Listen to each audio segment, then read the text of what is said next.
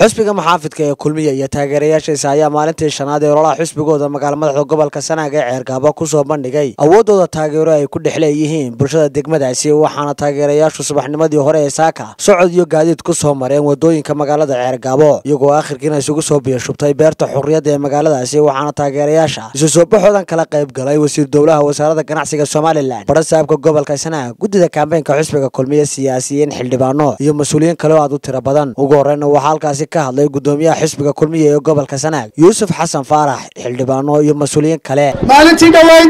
ee xisbiga waddanka ka hadlayay ayaa mudane saaxiib nahay oo golaha deegaanka isku nahay in badan ahaa xisbiga kulmiye ayaa halkan ka hadlay mudanuhu wuxuu sheegay inay kulmiye qabsadeen wuxuu ku sheegay niyu kulmiye mudanaha laftiisa iyo xirsiba maanta laga bilaabo waa niyu wadani weey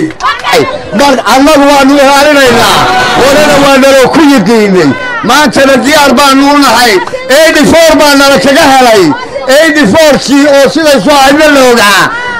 moose waa kii taliyay yiri dalka burburin maydhaale la isgaranaynaa dhammaan waxaan leeyahay taageerayaasha war codkeena soo kulmiyo ma hayno codkeena soo kulmiyo ma soo muuse bixi dooran mayno cadeynaya kulmiye taageeradiisu waa kuwaas maaha reer kulmiye dad soo sawira dad caabudaya diinta buddhismka oo ka dhiga taageere oo social media ku soo daadiya waxaan ku sii socon doonaa bulshooteena ka muuqataa waynu guuleysanaynaa Ceergabo 104 goob codayneed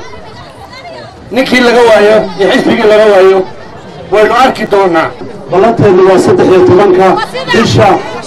halkaasaynu isku arki doonaa halkaasaa lagu kala bixi doonaa waan idin salaamayaa walaalayaal guuleysta kulmiye ha guuleysto kulmiye ha noolaado gudoomiye musabbixi allah ha guuleysto jeclahay in xisbiyada qaranka ay joojiyaan hawlada xalafta leh dhibaatada keenaya waxa ka codsanaya fadlan saddex xisbiba inay joojiyaan gabagabadina waxa halkaasi hadalka isaga dabamaray gudoomiyaha guddiga kaambeynka xisbiga kulmiye ee gobolka Sanaag xildhibaan Ibrahim Caraale Ruush iyo barasaabka gobolka Sanaag Axmed Cabdi Fala iyo waliba sidoo kale wasiir dowlaha wasaaradda ganacsiga Soomaaliland Maxamuud Warsame Jaamac aliyadii ay soo dhamaanayaan oo ay gabagaba yihiin oo laba kaliya ay ka hadheen sida caadada ah warqadda codaynta ee lagu codaynayo xisbiga kulmiye dhexdu ku jira wuxuudna way ka sareysaa wadayna waa ka hooseeya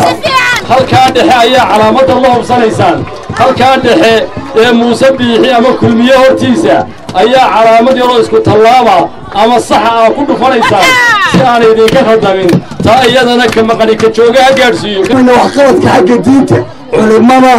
iyo inta diinta jecel dhammaanteenba waxaynu nahay xisbigii diinta sare u qaaday ee Soomaaliland ee ugu horreeyay bana idaacadda quraanku uu ka baxay iyo wacdigu yaa keenay waxaan dadweynaha reer Ceergabo u sheegayaa maadaama aynu nahay gobolkii khayraadka iyo gobolkii nimcada quluubteennuna inay noqoto dadkii abaalkii loo galay celiya abaal baa laynagu leeyahay gobolkii baa laynaga saaray kulmiye waxbuu ina geliyay soo maaha iyo reer Soomaaliland ruudheer ma dooranayaan waxay dooranayaan xisbiga tijaabiyay waxay dooranayaan musharaxa madaxweyne ee xisbiga kulmiye Muuse Biixi Cabdi Barkhad Maxamuud Gedi Bulsha TV magaalada Ceergabo